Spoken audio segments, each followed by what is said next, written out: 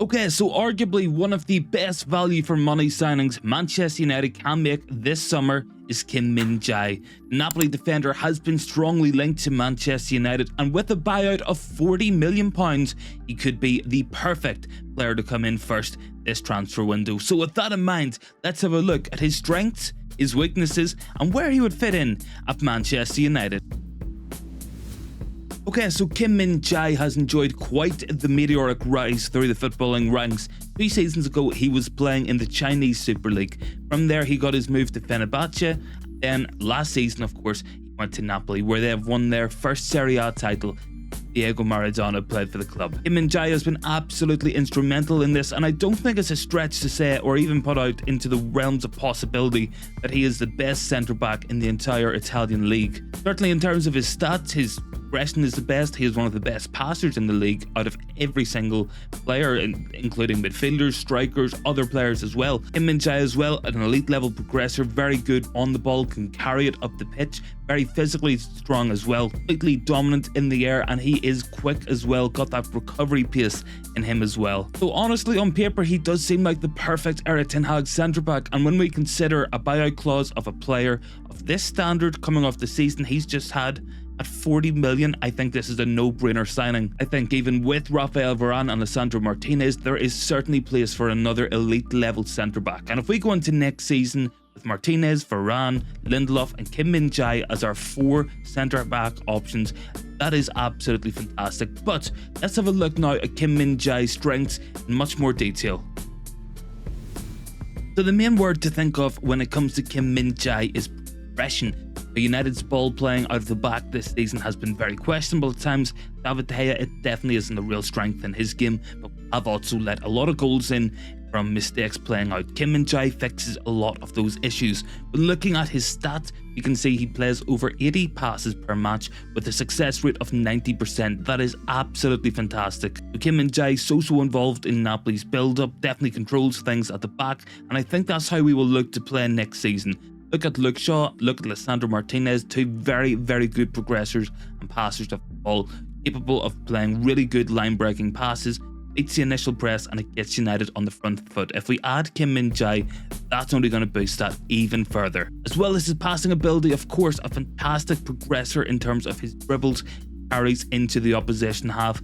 That will really help United. Sometimes when there isn't an option to pass it to, that means he has the ability, the confidence, burst forward, make things happen by himself. That is why he is one of the very best aggressive centre-backs in all of European football this season. One of the best passers, best carriers. His size, his speed, it makes him almost unstoppable once he gets going. On top of that, he's not a bad defender either. Looking at his stats, he certainly is up there with the very best across Europe. Very good in terms of his interceptions, his clearances. He doesn't make a lot of tackles compared to many centre-backs, setting around 50%.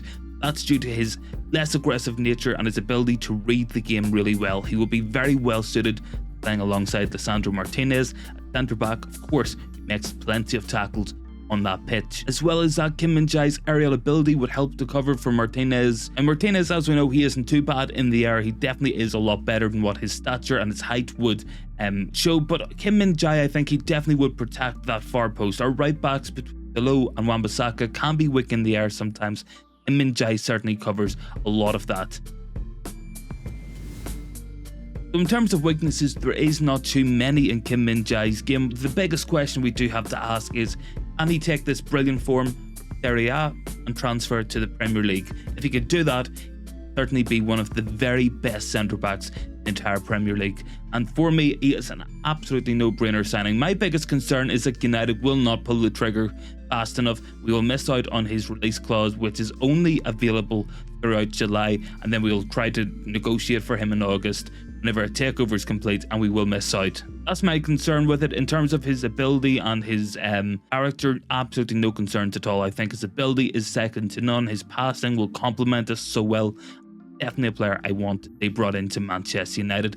But with that in mind, let's have a look at where he would fit in at United next season. Alright then, of course Kim Min Jae, he would fit in at that right centre back position. So looking at our depth in the centre back areas, provisionally, now this is if Harry Maguire is sold, Victor Lindelof stays and Kim Min Jae comes in. So that's the caveat, that is the ifs, buts and maybes and this hypothetical signing, which I very much hope does come through. So it's a question of where he will play. Kim Min Jae, he's a right side centre back, so he will not be taking Lisandro Martinez's position. Leitcha, we will leave him there firmly at left centre back with Lindelof as his understudy, and then it's between Raphael Varane and Kim Min Jae. Now honestly, it's a real toss up. It's a lot closer than what people would think. Now Varane has had a very solid season, but there are concerns about his game. Varane of course hitting 30 now. He has been injured this season. He was very injury prone last season. That always has to be a concern, and Varane will pick up injuries across the season. That could allow Kim Min Jae in to really establish himself as first choice. Now of course there is precedent for having many good centre backs. Look at Pep's Man City, it gives them the option to go with a very defensively robust back four made up entirely of centre backs. That's an option for us, and I think in terms of our build up structure, we usually do build up with a three at the back. When in possession, one of the fullbacks pushes forward, the other one drops in, it makes it three. If you had Luke Shaw, Andrew Martinez, Kim Min Jae, that is absolutely elite level progression up the pitch, and that will cover a lot of the weaknesses in David De Gea's game in terms of his distribution. And if we are not going to sign a goalkeeper this summer, I think Kim Min Jae could help solve our playing out of the back problems. But it all comes down to Kim versus Varane in this hypothetical situation. For me, I think I would love to see Kim Min Jae at United, and I do think he is a lot closer to Varane than what people do think, and I think he would prove that. I think over the course of the season he would slowly establish himself and become proper centre back alongside Lisandro Martinez. I think Varane, coming up to 31 next season, he is on the back end of his career. He will slowly start to decline. Still a great player, still a great leader, but I think Kim Min Jae could be the long-term replacement Raphael Varane at Man United. Okay, so that's my thoughts on Kim Min Jae and why I think we have to sign him this summer. But if you guys want to let me know what you think down in the comments, should we sign Kim Min Jae? Let me know down below. As always, don't forget, like, comment and subscribe if you guys are new and you want to support the channel, and I will see you in the next one.